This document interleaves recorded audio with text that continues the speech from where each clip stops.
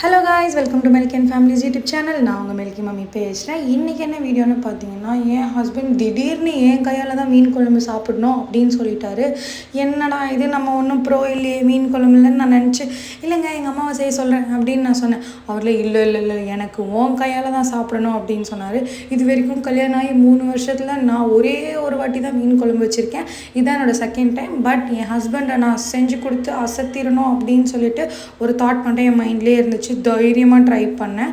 இதை கொடுத்ததை வீடியோவில் காமிக்கிறத நீங்கள் அப்படியே ட்ரை பண்ணுங்கள். என் ஹஸ்பண்டுக்கு அவ்வளோ பிடிச்சிருந்தது. நல்ல திக்கான ஒரு மீன் குழம்பு நான் அவருக்கு செஞ்சு கொடுத்துருந்தேன். அண்ட் அவருக்கு ரொம்ப பிடிச்சிருந்துச்சு. ஐயோ எனக்கு சாப்பாடு இன்னும் வேணும்னு கேட்டு சாப்பிட்டாங்க. நான் சொல்கிற மெத்தடை ஃபாலோ பண்ணுங்கள். ஃபஸ்ட்டு நல்லெண்ணெய் முக்கியம் மீன் குழம்புக்கு. நல்லெண்ணெயில் மீன் குழம்பு செஞ்சோன்னா வேறு லெவலில் டேஸ்ட் இருக்கும். ஸோ நல்லா ஒரு கடாயில் நல்லெண்ணெயை ஊற்றிக்கோங்க. வெந்தயம், கடுகு தேவையான அளவு போட்டுக்கோங்க. வெங்காயத்தை கட் பண்ணி போட்டுக்கோங்க. நல்லா பூண்டு வந்து கை ஃபுல்லாக எடுத்துக்கோங்க.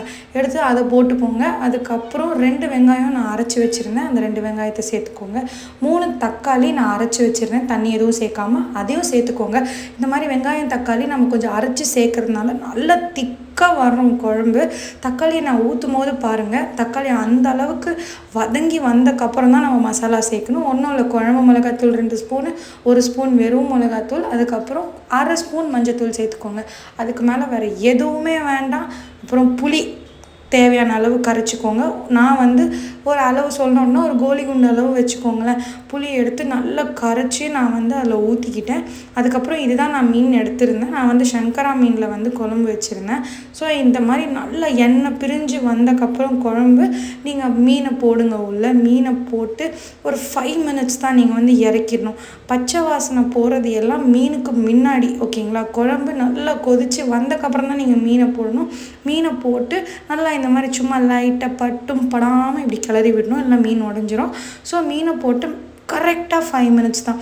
5 மினிட்ஸ்க்கு அப்புறம் இறக்கிடணும். மெயினாக இப்போ நம்ம ஒரு இன்க்ரீடியன்ட் போட போகிறோம், கொத்தமல்லி. இவன் தான் ஹீரோ ஆஃப் த டிஷ். இவனை போட்டுட்டு நீங்கள் தட்டை போட்டு மூடிடணும். கரெக்டாக 5 to 7 மினிட்ஸ் கழித்து நீங்கள் இறக்கி பார்த்தீங்க அப்படின்னா அற்புதமான ஒரு மீன் குழம்பு ரெடியாக இருக்கும். நல்லா அமிர்தமாக இருக்கும் டேஸ்ட்டு. உங்கள் ஹஸ்பண்ட்ஸ்லாம் எனக்கு வேணும் அப்படின்னு கேட்டு சாப்பிட்ற அளவுக்கு எக்ஸ்ட்ராடினரியாக இருக்கும் டேஸ்ட்டு. அண்ட் திக்னஸ் பாருங்கள்.